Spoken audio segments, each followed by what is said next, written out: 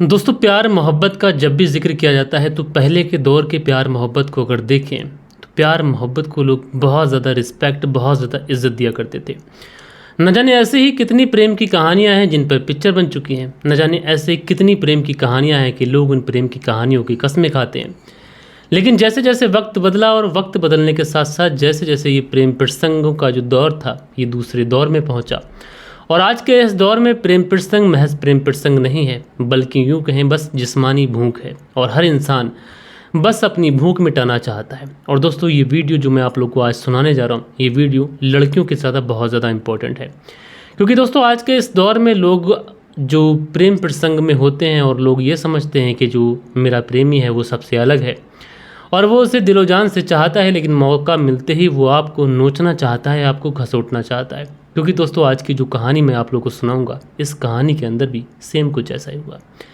दोस्तों, ये पूरी कहानी सिलसिलेवार तरीके से मैं आप लोगों को सुनाऊंगा, लेकिन आप लोगों से रिक्वेस्ट है, दरख्वास्त है कि जो लोग भी चैनल पर पहली बार आए हैं वो लोग चैनल को सब्सक्राइब करें और अपना प्यार ज़रूर से ज़रूर दिखाएँ।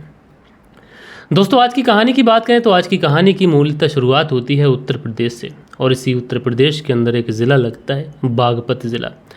और इसी बागपत ज़िले के अंतर्गत एक इलाका आता है छपरौली इलाका। और ये जो छपरौली इलाका है, इसी छपरौली इलाके के अंदर एक परिवार रहा करता है। जो परिवार इस छपरौली इलाके के अंदर रहा करता है तो इसमें एक महिला है, उसका पति है, इसके 3 बेटे हैं और 1 बेटी है। बेटी की उम्र तकरीबन 14 साल के आसपास है। लेकिन ये जो परिवार है ये बेहद ही गरीब परिवार है। इस महिला की जो पति थे उनकी मृत्यु कुछ समय पहले किसी बीमारी की वजह से हो गई थी। अब पति की मृत्यु जब किसी बीमारी की वजह से हो जाती है तो अब इस पूरे परिवार की जो जिम्मेदारी थी ये कहीं ना कहीं इस महिला के ऊपर आ चुकी थी। अच्छा, जो महिला थी अपने 3 बेटों और अपनी 1 बेटी को अच्छी परवरिश देने के लिए, अच्छी शिक्षा देने के लिए हर संभव कोशिश कर रही थी। और वो सोच रही थी कि किसी तरीके से अपने बच्चों को पढ़ा लिखा कर वो इस काबिल बना दे तो ताकि उसके जो बच्चे हैं कम से कम अपने पाँव पर खड़े हो जाएं। दोस्तों, लेकिन इस महिला को ये नहीं पता था कि इसका हंसता खेलता जो परिवार है, जो पहले ही इसके पति की मौत के गम से टूट चुका है, इस परिवार के अंदर एक और हादसा होगा और ये परिवार पूरी तरीके से बिखर जाएगा। जी हाँ दोस्तों, मैं बात कर रहा हूँ 28 अगस्त साल 2025 की। और इसी 28 अगस्त साल 2025 को ये जो परिवार की महिला थी, अच्छा मैं इसमें परिवार के सदस्यों के नाम इसलिए नहीं ले रहा हूँ कि जो लड़की थी वो पूरी तरीके से नाबालिग थी, यानी 14 साल की उसकी उम्र थी। लिहाजा ये जो महिला थी अपने 3 बेटों के साथ पर खेत पर जानवरों के लिए चारा लेने जाती है। अब जैसे ही ये खेत पर चारा लेने के लिए जाती है, चारा वगैरह काटती है, लेकिन उसके बाद जब ये लौट कर आती है तो देखती क्या है कि जो कमरे का जो रूम है, जो रूम का जो दरवाज़ा है वो दरवाज़ा खुला हुआ है। अब जैसे ही दरवाजे को खुला देखती है तो उसके बाद में उस दरवाजे के नज़दीक बढ़ने की कोशिश करती है। लेकिन दोस्तों, इस महिला को ये नहीं पता था कि इस कमरे के अंदर क्या कुछ घट चुका है। जैसे ही ये उस रूम का दरवाज़ा खोलती है तो इसकी आंखें फटी की फटी रह जाती है। इस महिला की चीख निकल जाती है। दरअसल ये देखती क्या है कि इस कमरे के अंदर एक गड्ढा खुदा हुआ है, जो गड्ढा पूरी तरीके से नहीं खोदा गया है और उस गड्ढे के अंदर शायद इसकी बेटी को किसी ने दफनाने की कोशिश की है। यानी इसकी बेटी का जो शव है ये आधा दबा हुआ आधा बाहर दिखाई पड़ रहा है। अब इस महिला की चीखें सुनकर, उसकी आवाज़ें सुनकर जो आस पड़ोस के लोग होते हैं वो आस पड़ोस के लोग भी इकट्ठा हो जाते हैं। लिहाजा जैसे ही ये सारी चीज़ें जो है वो आस पड़ोस के लोग देखते हैं तो इसमें एक सूरज और एक व्यक्ति होता है ओमवीर। ये लोग सीधा सीधा पुलिस को इन्फॉर्म कर देते हैं। अच्छा, पुलिस को जब इस बारे में सूचना मिलती है कि इस तरीके से फला गांव के अंदर इस तरीके से एक लड़की की हत्या कर दी गई है और हत्या कर उसके शव को घर के ही अंदर कमरे के अंदर दफनाने की कोशिश की गई है, लिहाजा जो पुलिस थी तुरंत मौके वारदात वाली जगह पर पहुंचती है। और जब पुलिस मौके वारदात वाली जगह पर पहुंचती है, जब तक वहां पर लोगों की एक भीड़ लग चुकी थी, पुलिस उस भीड़ को जैसे तैसे बचाकर आगे बढ़ती है। आगे बढ़ने के बाद में पुलिस उस डेड बॉडी को अपनी कस्टडी में लेती है और सीधा सीधा इसे पोस्टमार्टम के लिए भेज देती है। अब इधर डेड बॉडी को पोस्टमार्टम के लिए भेजा जाता है, इधर पुलिस पूछताछ शुरू करती है। सबसे पहले इसी महिला से पूछताछ की जाती है। इस महिला से पूछा जाता है क्या तुम्हें किसी के ऊपर कोई शक है जो तुम्हारी बेटी की हत्या कर सके, या फिर किसी से कोई दुश्मनी, कोई रंजिश, कोई पैसों का लेन देन, या फिर हाल फिलहाल में किसी से कोई झगड़ा हुआ हो। ये जो महिला होती है ये बेचारी कहती है कि नहीं साहब, हम तो बहुत गरीब आदमी हैं, ना हमारा किसी से कोई लड़ाई झगड़ा है, ना किसी से कोई दुश्मनी हुई है, ना किसी से कोई रंजिश है, ना पैसों का लेन देन है। लिहाजा 14 साल की एक लड़की थी और उसका कत्ल हुआ था। अब भले ही लड़की नाबालिग हो, लेकिन आज के इस दौर में पुलिस को उस एंगल पर भी छानबीन करना चाहिए थी जिस एंगल पर पुलिस करना चाह रही थी। लिहाजा फिर क्या था, पुलिस प्रेम प्रसंग वाले मामले को भी खंगालती है। अब जैसे ही इस मामले को खंगालती है तो पुलिस को एक बड़ा अजीब बात पता चलती है। पुलिस को पता चलता है कि ये जो लड़की थी इसके चचेरे भाई के साथ भी इसके प्रेम प्रसंग वाले मामले थे। लिहाजा फिर क्या था, पुलिस पता लगाती है और आखिरकार उसका जो चचेरा भाई होता है वो पुलिस के हत्थे चढ़ता है। अब जैसे ही वो चचेरा भाई पुलिस के हत्थे चढ़ता है, पुलिस उसे सीधा सीधा पुलिस थाने लेके आ जाती है और पुलिस थाने लेके आने के बाद में इससे पूछताछ शुरू करती है। दोस्तों, चचेरे भाई से जब पूछताछ की जाती है तो शुरुआत में ये जो चचेरा भाई था ये पुलिस को गुमराह करने की हर संभव कोशिश कर लेता है। ये पुलिस को इधर उधर की बातें बताता है, लेकिन शायद इस व्यक्ति को ये नहीं पता था कि पुलिस जब अपने तरीके से पूछताछ करती है तो गूंगे भी बोल पड़ते हैं। फिर क्या था, पुलिस इससे अपने तरीके से पूछताछ करती है और जैसे ही इस व्यक्ति से अपने तरीके से पूछताछ करती है तो ये जो व्यक्ति होता है ये पुलिस के सामने ना कि टूटता है, बल्कि टूटने के बाद में एक ऐसी कहानी सुनाता है जिस कहानी को सुनने के बाद में ना रिश्ते तार तार होते हैं, बल्कि जो कोई भी इस पूरी बात को, इस पूरी घटना को सुन रहा था वो अपने कानों पर विश्वास ही नहीं कर रहा था। दरअसल ये लड़का जो पुलिस की गिरफ्त में था, जिससे पुलिस पूछताछ कर रही थी, ये पूरी कहानी बताता है और उस कहानी के हिसाब से ये बताता है कि ये जो लड़की थी दरअसल ये उसकी प्रेमिका थी। रिश्ते में ये उसका चचेरा भाई भी था, लेकिन पिछले कुछ सालों से इसके प्रेम प्रसंग इसकी ही चचेरी बहन के साथ में चलते थे। अब इसी 28 अगस्त साल 2025 को जब इसकी चचेरी बहन की जो माँ और उसके जो भाई होते हैं ये खेत पर जाते हैं चारा वगैरह लेने के लिए, तो उसके बाद में ये इस लड़की से मिलने के लिए उसके घर पे पहुँचता है। अच्छा, लड़की भी सोच रही थी कि ठीक है, आएगा, नॉर्मल बातचीत करेगा, चला जाएगा, और उसके बाद में बातचीत ये दोनों शुरू करते हैं। लेकिन उसके बाद में जो लड़का था उस लड़की के साथ में छेड़खानी शुरू कर देता है। अब लड़की के साथ में छेड़खानी शुरू करता है, लड़की इस बात का विरोध करती है।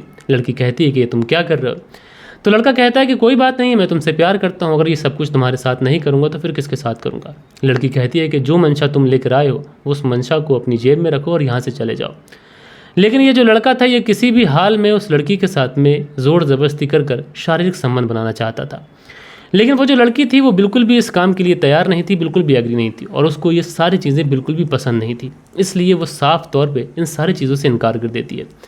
लड़की इनकार करती है, लड़का लगातार फोर्स करता रहता है, लेकिन उसके बाद में जब इस लड़के को लगता है कि उसकी जो प्रेमिका है ये मानेगी नहीं, इसलिए ये किचन में जाता है और वहाँ पर 5 किलो का एक सिलेंडर रखा होता है। उस सिलेंडर को उठा के लाता है। लड़की अभी भी नहीं समझ पा रही है कि आखिरकार उसका चचेरा भाई उसका प्रेमी भी है और आखिरकार वो करने क्या वाला है। इतना में लड़की कुछ सोच पाती, समझ पाती, उससे पहले ही ये जो लड़का था उस लड़की के सर पर उस 5 किलो के सिलेंडर से एक ज़ोरदार प्रहार करता है।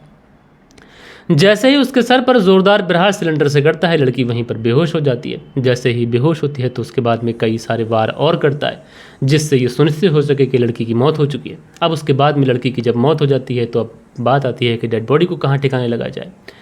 अब जैसे ही डेड बॉडी को ठिकाने लगाने के बारे में सोचता है तो उसके बाद में सोचता है कि अगर डेड बॉडी को बाहर लेके जाऊँगा तो पकड़ा जाऊँगा, लिहाजा क्या करूँ। फिर इसके जहन में एक बात आती है कि घर जो है वो कच्चा घर है और घर के अंदर फावड़ा वगैरह मौजूद है, तो क्यों ना मैं इस डेड बॉडी को इसी घर के अंदर कहीं दफन कर दूं। लेकिन घर के अंदर दफन करूं तो कहाँ करूं? आंगन वगैरह में कहीं गड्ढा खोदूंगा तो हो सकता है कोई खोद देख ले। तो उसके बाद में ये सीधा सीधा कमरे के अंदर पहुँचता है और कमरे के अंदर पहुँचने के बाद में कमरे के ही अंदर एक गड्ढा खोदता है और उसी गड्ढे के अंदर जल्दबाजी में ये उस डेड बॉडी को धकेल देता है। लेकिन गड्ढा ये उतना गहरा नहीं खोद पाया था जिससे डेड बॉडी को पूरी तरीके से उस गड्ढे के अंदर ये डालकर दबा सके। लिहाजा जल्दबाजी में, डर की वजह से ये डेड बॉडी को उसी गड्ढे के अंदर डालता है, ऊपर से थोड़ा बहुत मिट्टी डाल देता है और ऊपर से बहुत सारी लकड़ियाँ रख देता है और उसके बाद में ये दरवाज़ा खुला छोड़ता है और वहाँ से डर के मारे 9-11 हो जाता है। और जब खेत पे से इस लड़की की माँ आती है, कमरे का दरवाज़ा खुला देखती है, जब कमरे के अंदर पहुँचती है इस तरीके का दृश्य देखकर उसकी तो चीखें निकल जाती है। बहरहाल दोस्तों, पुलिस ने जब इस लड़के को गिरफ्तार किया और इस लड़के ने जो अपने पूरे बयान दिए हैं, इसने जो अपना पूरा जुर्म कबूल किया है, उससे सुनने के बाद में हर कोई हैरान था कि आखिरकार एक रिश्ते में चचेरा भाई भी है, अपनी चचेरी बहन के साथ में अनैतिक संबंधों में भी है, और उसके बाद में जब उसकी चचेरी बहन ने उसके साथ में शारीरिक संबंध बनाने से इनकार कर दिया तो उसके बाद में उसने अपनी ही चचेरी बहन की बड़ी ही बेरहमी के साथ में हत्या कर दी। और दोस्तों, मैं आप लोगों को बताऊं कि जिस लड़की की हत्या की गई है उसकी उम्र महज 14 साल के आसपास है। तो आज के इस दौर में ये भी मैं आप लोगों को बताना इस वीडियो के माध्यम से ज़रूरी समझता हूँ कि हमारे जो बच्चे हैं, हमारी जो बेटियां हैं, उन पे नज़र रखना भी बहुत ज़्यादा ज़रूरी है। घर के अंदर कौन अपना है, कौन पराया है और कोई क्यों आ रहा है, ये सब कुछ जानकारी कम से कम माता पिता को होनी चाहिए। और दोस्तों, जैसा कि मैं आप लोग को क्राइम की कहानी सुनाता हूँ तो शम्स ताहिर खान सर का एक डायलॉग जो कि मुझे बहुत अच्छे से याद है और मुझे बहुत अच्छे से पसंद भी है। ऐसा कोई रिश्ता नहीं है जिस रिश्ते के अंदर क्राइम ना किया गया हो, और ऐसा कोई क्राइम नहीं है जिस क्राइम ने किसी रिश्ते को कलंकित ना किया हो। इसलिए दोस्तों आज के इस दौर में बहुत ज़्यादा सतर्क रहने की ज़रूरत है। अगर आपके घर में बेटियां हैं तो ऐसे ही किसी को अपने घर में नहीं घुसने देना चाहिए, चाहे वो रिश्ते में कितना ही खास क्यों ना हो। बहरहाल दोस्तों, आप लोग इस पूरी कहानी को किस तरीके से देखते हैं, अपनी राय नीचे कमेंट्स बॉक्स में ज़रूर से ज़रूर बताइएगा। कल के दिन आप लोग के कुछ बेहतरीन से कमेंट्स हैं, वक्त होता है कि आप लोग के कमेंट्स पढ़ लिए जाएं। सो दोस्तों, कल के दिन जो कमेंट्स आए थे इसमें खान अकील लिखते हैं, अस्सलाम वालेकुम शाबिज भाई, कमेंट्स अच्छा नहीं रहा था, आज की कहानी बहुत अच्छी है। तो शुक्रिया आपका। अंसारी सुहेल जी हमारी कहानी को कुवैत से सुनते हैं, बहुत बहुत शुक्रिया। मोहम्मद रियाज लिखते हैं, अस्सलाम वालेकुम, nice story sir ji, thank you. तो मोहम्मद रियाज जी मेरे भाई आपका बहुत बहुत शुक्रिया। अंसारी सुहेल हैं, अस्सलाम वालेकुम बोलते हैं और बहुत लंबा सा कमेंट्स करते हैं, तो अंसारी सुहेल जी आपका बहुत बहुत शुक्रिया। धीरज सिंह है लिखते हैं, जय श्री राम भैया जी, स्टोरी अच्छी है। तो धीरज सिंह जी मेरे भाई आपका शुक्रिया।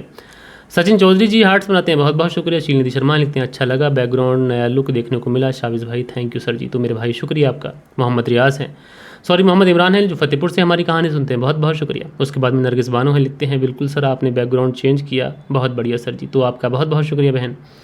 बालेश्वर बिहारी हैं लिखते हैं, मलिक साहब जी नमस्कार, तबीयत ठीक है sir ji, thank you sir ji. तो बालेश्वर बिहारी जी आपका बहुत बहुत शुक्रिया कि आपने अपना कमेंट्स किया, अपनी तबीयत के बारे में बताया।